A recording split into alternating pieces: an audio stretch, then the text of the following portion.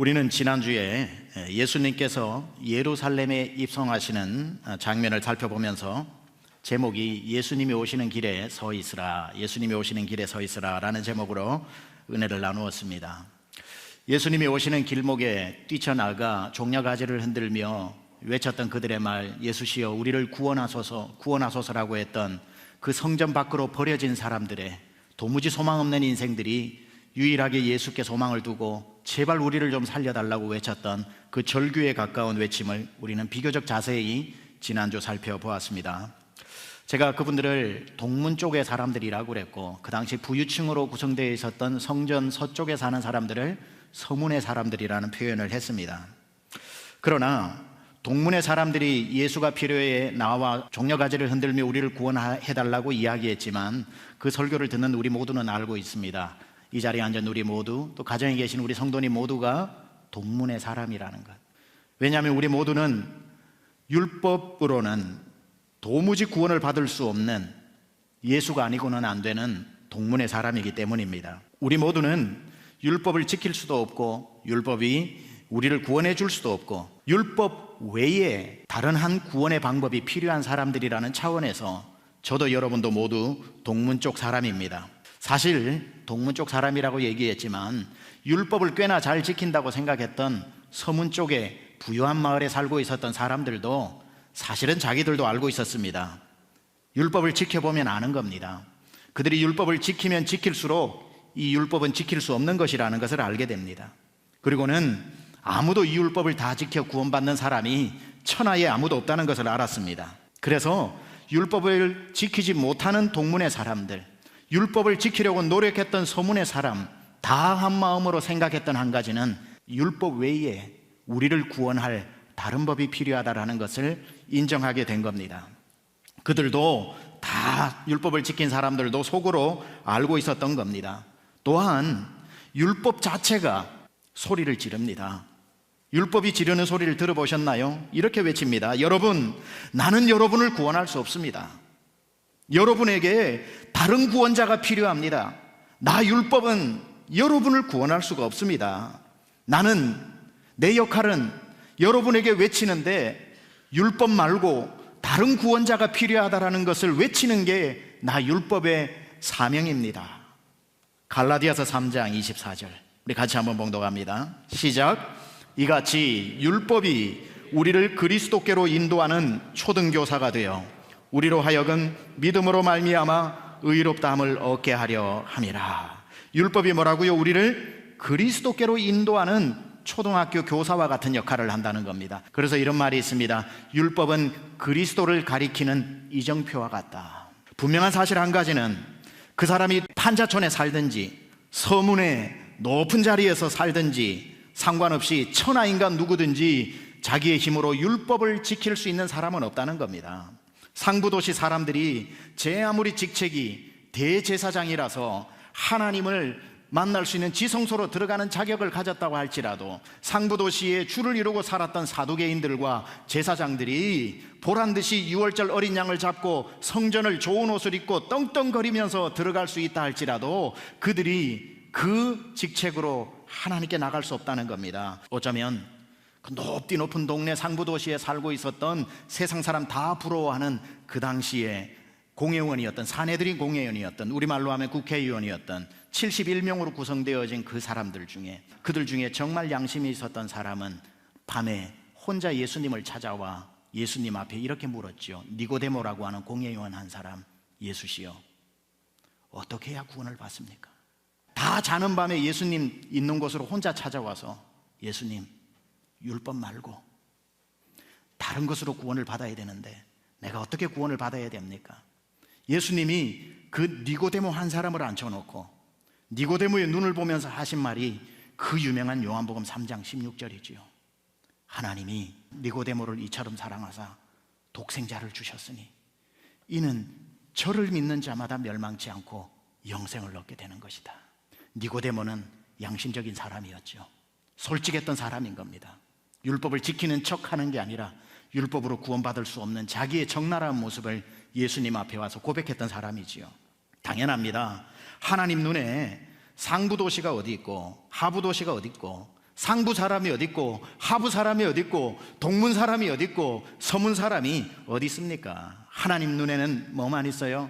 구원받아야 할 죄인밖에 없는 겁니다. 성전에서 쫓겨난, 구원에서 완전히 차별되어진 하부 도시에 살아가는 인생이라고 생각했을 때에, 그래도 저 상부 도시에 있는 사람은 성전으로 연결되어진 다리로 건너다니면서 절기도 지키고 물도 많아서 몸도 정결하게 씻고 죄를 지을 때마다 양을 사가지고 정결의식도 제사도 지내면서 잘 사는 것 같은데, 도무지 구원의 길이 열리지 않는 그들에게 예수님이 오셔서 차별 없는 구원의 길이 열렸다고 생각했을 때 그들이 얼마나 그 소식이 반가운 소식이겠습니까? 로마서 3장 28절 같이 봉독합니다. 시작. 그러므로 사람이 의롭다 하심을 얻는 것은 율법의 행위에 있지 않고 믿음으로 되는 줄 우리가 인정하노라.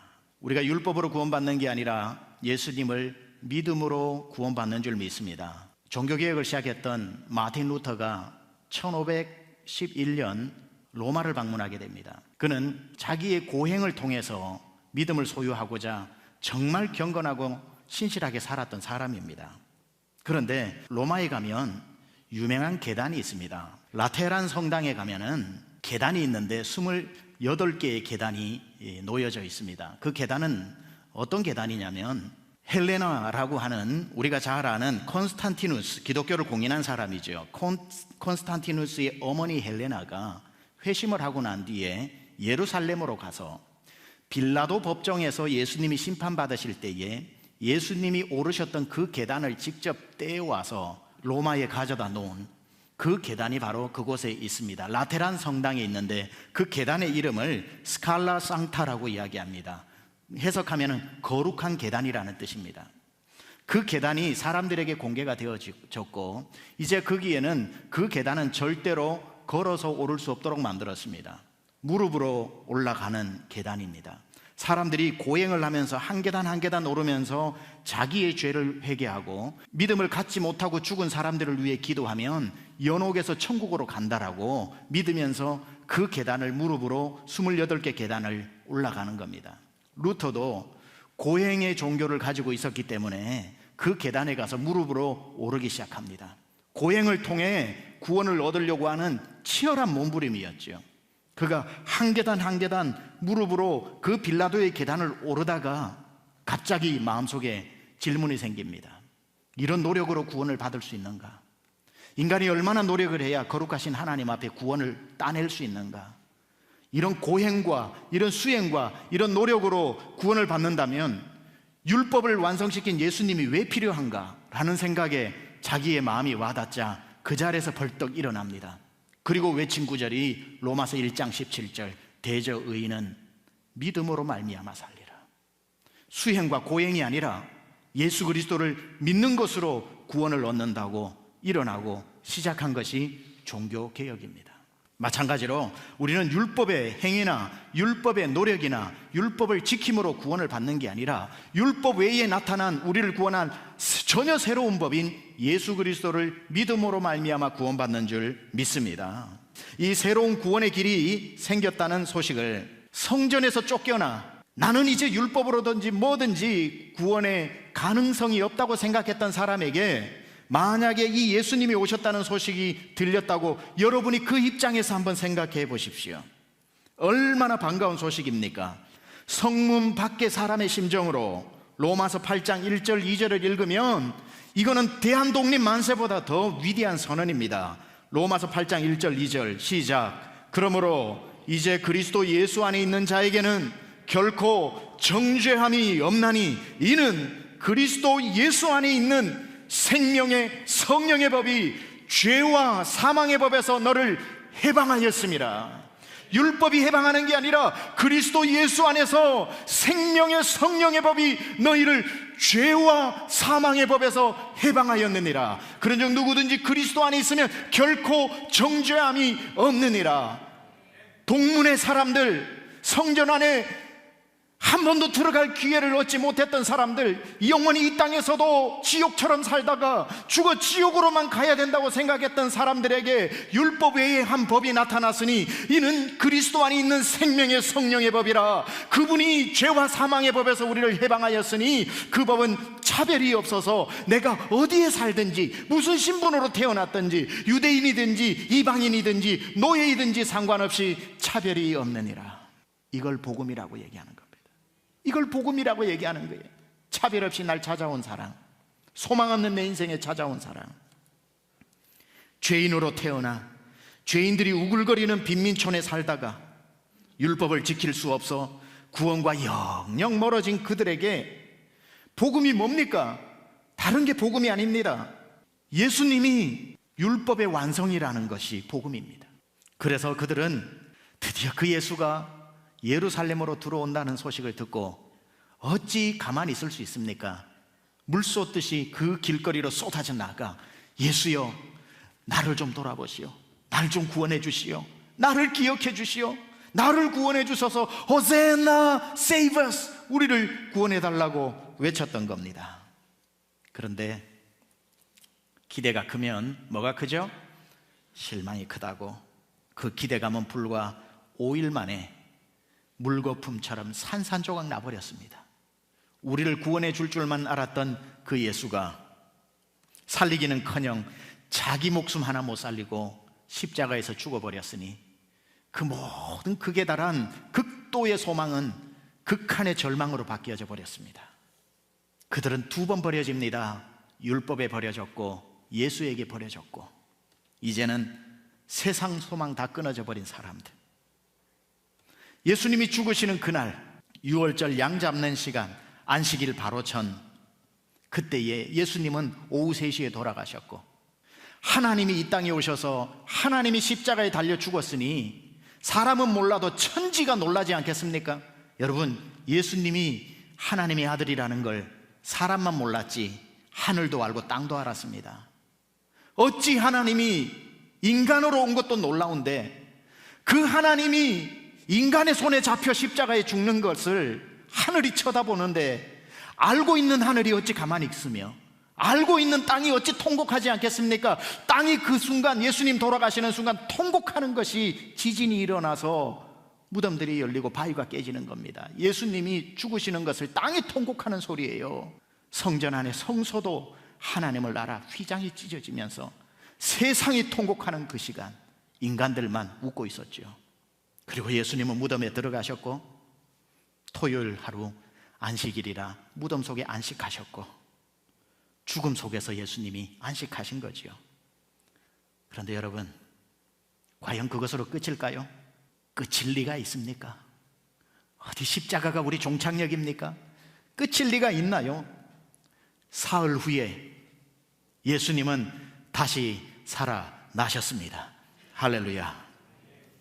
이 부활은 역사를 바꾸어 버리는 반전의 이야기입니다. 역사를 역전시키는 소식입니다. 절망에 빠진 사람들, 우리는 율법에 버려지고 예수에 버려졌구나, 우리 같은 인생에 무슨 소망이 있겠냐라고 절망에 빠진 사람들에게 이 예수님이 아니야, 부활하셨다는 소식은 삽시간에 퍼지기 시작했습니다.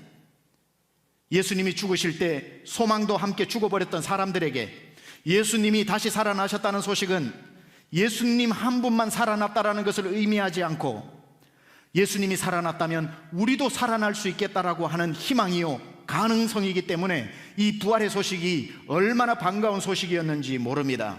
예수님의 죽음은 내 죽음이지만 예수님의 부활은 나의 부활이라는 것을 그들은 믿었기 때문입니다. 로마서 6장 4절입니다. 시작. 그러므로 침례를 받음으로 그와 함께 장사되었나니 이는 아버지의 영광으로 말미암아 그리스도를 죽은 자 가운데서 살리신과 같이 우리로 또한 새 생명 가운데서 행하게 하려 하심이라. 할렐루야. 예수님의 부활은 우리를 살리기 위한 부활인 줄로 믿습니다. 이 감격을 제대로 이해하기 위해서 유대인의 절기를 조금 알아야 되는데요, 여러분, 유월절이 있어요. 유월절. 근데 유월절은요, 유대력은 니산월이라고 하는 달력을 씁니다. 우리도 음력이 있고 양력이 있지 않습니까? 그렇죠? 유대인들의 니산월은 정월입니다. 우리나라 달력으로는 3월이 될 때도 있고 4월이 될 때도 있어요. 그 정초가 우리 달력으로 3월 또는 4월입니다. 그러나 니산월 14일이 6월절입니다. 우리 음력으로 설날이 정해져 있고 추석이 정해져 있어서 양력은 음력 따라 하니까 요일이 바뀌지 않습니까? 그렇죠? 자, 6월절은 니산월 14일인데 니산월 14일이라는 건 정해진 날짜입니다. 바뀌지를 않아요. 그러나 달력이 바뀌기 때문에 뭐는 바뀔까요? 요일은 바뀌죠. 작년에 니산월 14일이 월요일이었을 수도 있고 올해는 니산월 14일이 수요일일 수도 있지 않습니까? 그래서 니산월 14일이 월요일일 수도 있고 어느 해는 수요일일 수도 있고 어느 해는 목요일일 수도 있습니다. 그러나 예수님이 돌아가시던 이때의 6월절은 공교롭게도 토요일입니다. 토요일인데 또 뭐지요? 토요일이 안식일입니다. 6월절과 안식일이, 그러니까 우리는 계속 6월절이 이것만 우리가 기념을 하다 보니까 6월절이 당연히 토요일로 생각을 하는데 그렇지 않습니다. 월요일 때도 있고 화요일일 때도 있어요. 그런데 예수님 돌아가실 때는 6월절 날이 안식일 날이었단 말이죠. 예수님은 6월절 하루 전에 돌아가신 것이고, 그런데 이 기간 중에 6월절 다음 날부터 무교절이라고 해서 누룩 넣지 않는 빵을 일주일 동안 먹습니다. 6월절이 만약에 월요일이었다면 그 다음 날 화요일이 무교절 시작이고 그 다음 주 화요일이 무교절 끝입니다. 그런데 이 기간 중에 또 하나의 절기가 있어요. 무슨 절기가 있냐면 초실절이라고, First Fruit이라고 해서 초실절이라고 하는 7대 절기 중에 한 절기가 있습니다. 초실절은 뭐냐면은 추수가 시작되면서 이스라엘에서 난 첫 번째 열매를 하나님 앞에 드리는 제사의식 절기입니다. 초실절이 언제냐면 6월절이 있고 6월절이 끝나고 맞이하는 첫 번째 안식일이 있고 안식일 바로 다음 날이 초실절입니다. 자, 그렇다면 여러분, 예수님이 돌아가신 6월절은 6월절이었고 안식일이었죠. 첫 번째 안식일이었죠. 그러면은 초실절은 언제입니까? 바로 그 다음 날인 주일이죠. 예수님이 부활하신 날이란 말이에요. 사흘 만에 부활한 날이 초실절이었다라는 것. 예수님이 왜 초실절에 부활하셨을까요? 고린도전서 15장 20절입니다. 시작. 그러나 이제 그리스도께서 죽은 자 가운데서 다시 살아나사 잠자는 자들의 첫 열매가 되셨도다. 부활의 첫 열매로 초실절에 예수님이 부활하셨다는 사실, 이걸 꾸며낸다고 어떻게 인간이 메시아 퍼포먼스를 하겠습니까? 하나님의 섭리가 아니고. 예수님이 초실절에 부활하신 겁니다. 왜? 부활의 첫 열매라고 그랬으니 예수님의 부활로 끝나지 않는다는 것 아닙니까? 첫 열매가 있고 그때부터 수확이 시작되어 가지고 추수가 끝나는 게 오순절 날입니다. 50일 동안 이어지는 첫 열매 뒤에 계속 추수가 일어나니 이 예수님이 부활하신 것을 들었던 유대인의 절기를 어릴 적부터 알고 있었던 사람들은 예수님이 부활의 첫 열매로 되셨다면 나도 부활의 두 번째 열매, 세 번째 열매가 되겠구나 생각을 하고 예수님의 부활을 자기들의 부활로 받아들이기 시작했다는 겁니다. 이걸 너무나도 잘 알았던 이스라엘 사람들이 예수님이 초실절에 부활했다는 소식을 듣고 그 다음 부활의 주인공이 되기 위해 앞다투어 자기들이 절망의 옷을 벗어버리고 소망으로 뛰어가서 예수님의 제자가 되었으니 아마 틀림없이 벳박에 그 배단이 그 마을이 있는 그곳이 올리브 마운틴, The Mountain of Olive, 감람산에서 예수님이 승천하실 때에 그를 지켜보았던 500의 형제들이 바로 이 동문에서 소망이 없었다가 다시 예수님 때문에 부활에 동참한 사람들이 아니었을까 생각하는 거지요.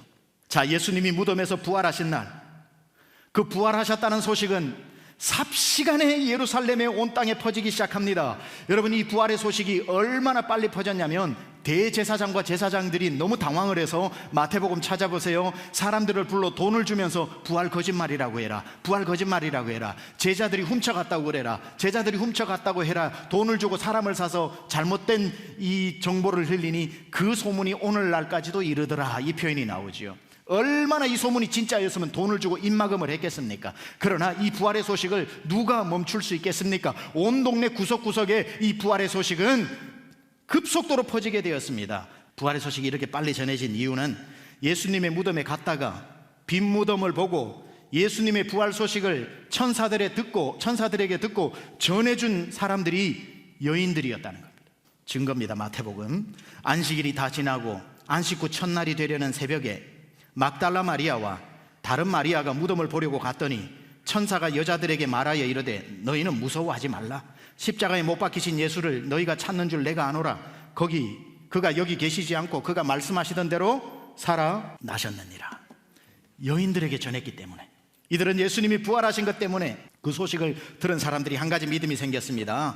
고린도전서 15장 16절입니다. 시작. 만일 죽은 자가 다시 살아나는 일이 없으면 그리스도도 다시 살아나신 일이 없었을 터이요. 바꿔볼까요? 그리스도가 다시 살아나신 이유는 죽은 자가 다시 살아난다는 뜻이다, 이 말 아닙니까? 그러니까 예수님 부활의 소식을 듣자마자 사람들이 그럼 나도 살겠네, 이렇게 무지랭이처럼 사는 나도 살겠네, 돈 한 푼 없이 사는 나도 살겠네, 병만 안고 살아가는 나도 다시 살겠네, 절망한 나도 살겠네, 네 집도 살겠네, 내 집도 살겠네, 우리 아이도 살겠네, 나도 살겠네, 남편도 살겠네, 아내도 살겠네, 나 같은 인생도 사는구나. 이 부활의 소식은 그들의 부활의 소식으로 전염되어져 갔던 것입니다. 예수님이 부활하셨다는 뜻은 나도 부활하게 될 것이라는 것을 말하는 겁니다. 노부부가 성지순례를 갔습니다. 얼마나 감격이겠습니까? 평생 한번 가는데. 그래서 너무너무 그 예루살렘을 보는데 감격을 했던지 아내 되시는 분이 심장마비로 거기서 돌아가셨어요. 유머입니다, 유머. 너무 대단하게 듣지는 마세요. 심장마비로 돌아가셨어요. 그래서 현지의 장례사가 와가지고 이렇게 얘기를 합니다. 당신의 아내를 어디에 묻기를 원하십니까? 여기서 하면은 절차가 간단해가지고 한 20만 원 정도면은 여기에 묻을 수가 있습니다. 그리고 만약에 당신 한국으로 가려면은 여러 가지 부패 방지도 해야 되고 뭐 절차도 해야 돼 가지고 한 1,000만 원 정도 듭니다. 어느 걸 원하십니까? 하니까 이 남편이 가만히 생각하다가 좋은 남편인 것 같아요. 돈이 많이 들어도 제가 한국으로 가서 우리 선산에 묻도록 하겠습니다. 왜 그러시냐고. 그냥 여기서 묻혀도 되는데 여기 묻히면 부활한다며요. 그렇게 이야기합니다. 여기 묻히면 부활한다고 해서 돈이 좀 들더라도 그냥 한국으로 가겠습니다. 뭐 그랬다는 얘기가 있습니다. 부활의 땅입니다. 부활의 땅입니다. 거기는 그 부활하려고 겟세마네 동산 밑으로 기드론까지 얼마나 무덤들이 많아요. 한번 가보세요. 부활 때에 육체적으로 부활하려고 다 돈 있는 사람은 거기 묻혀 있습니다. 지금 20장에서 22절까지, 20절에서 22절까지 같이 읽어봅니다. 시작. 그러나 이제 그리스도께서 죽은 자 가운데서 다시 살아나사 잠자는 자들의 첫 열매가 되셨도다. 사망이 한 사람으로 말미암으니 죽은 자의 부활도 한 사람으로 말미암는도다. 아담 안에서 모든 사람이 죽은 것 같이 그리스도 안에서 모든 사람이 삶을 얻으리라. 할렐루야. 부활의 첫 열매가 되신 이 이야기가 삽시간에 퍼져나갔습니다. 십자가 앞에 비겁하게 도망갔던 12제자도 예수님 부활하셨다는 소식을 듣고 다시 돌아와 그 부활을 보고 인생이 바뀌어버렸습니다. 이 마음이었죠. 부활에 참여한 자는 죽어도 살겠고 살아서 믿는 자는 영생하리라는 것을 알았기 때문에 살아도 주를 위해, 죽어도 주를 위해 내가 살겠다는 부활의 믿음이 생기게 된 것입니다. 부활하신 예수님을 믿게 된 사람들은 이제는 어디에서 자느냐, 돈이 얼마나 있느냐, 내 신분이 뭐냐, 내게 위험이 있느냐, 칼이냐, 나에게 사자의 입이냐, 내가 적신이냐, 상관없이 죽으면 어때, 또 사는데라고 하는 부활에 동참한 사람들이 되어서 그들이 부활을 가지고 온 땅까지 가서 복음을 전했기에 저도 예수를 믿고 우리 모두가 지금 예수를 믿고 있는 것입니다. 말씀을 마치겠습니다. 율법과 예수님으로 아까 비교하면 시작했습니다. 율법을 굳이 비교하자면 하나님이 우리 인간에게 보내신 편지라고 생각을 한다면 예수님은 하나님이 직접 우리에게 오신 사건이죠. 예수님은 오셔서 사람을 고르지 않았고 누구든지 주의 이름을 부르는 자는 구원을 얻으리라 했습니다. 복음은 차별이 없습니다. 능력이 모자라도 구원받을 수 있습니다. 못 살아도 구원받을 수 있습니다. 좋은 집안에 태어나지 않아도 상관없습니다. 은행에 돈이 없어도 괜찮습니다. 중병에 걸려 손가락 하나 까딱이지 못해도 괜찮습니다. 예수님이 주시는 구원은 차별이 없습니다. 왜냐하면 구원은 능력이 아니라 은혜이기 때문입니다. 여러분 듣기만 하지 말고 여러분의 삶에 이 부활의 능력이 나타나시기를 축원합니다. 부활의 믿음을 가진 분은 약한 사람이 강하게 되고 가난한 사람이 부하게 되고 눈먼 자가 보게 되고 눌린 자가 자유케 되고 절망의 깊은 강에서 건져 올라와 살게 될 줄 믿습니다. 저는 오늘 여러분 가정에 선포합니다. 이 예수님이 부활하셨다라는 이 엄연한 사실, 이 부활의 소식이 여러분에게 전해져서 여러분 가정 어떤 문제가 있나요? 부활의 소식이 전해지는 순간 가정이 살아날 줄 믿습니다. 육신에 고통당하고 있는 분들, 이 부활의 소식이 전해지는 순간 여러분의 가정이 살게 될 줄 믿습니다. 자녀 때문에 고통당하나요? 이 부활의 소식이 선포되면 자녀가 주님 품으로 돌아오게 될 줄 믿습니다. 이 부활이 이 민족을 살리고 이 조국 강산을 살리고, 이 부활이 오늘로 시작해서 코로나에서 승리하신 주님께서, 모든 세상의 질병을 이기신 주님께서 모든 선교지 세계 열방까지 이 부활의 소식이 전해질 수 있기를 우리 주 예수 그리스도 이름으로 축원합니다.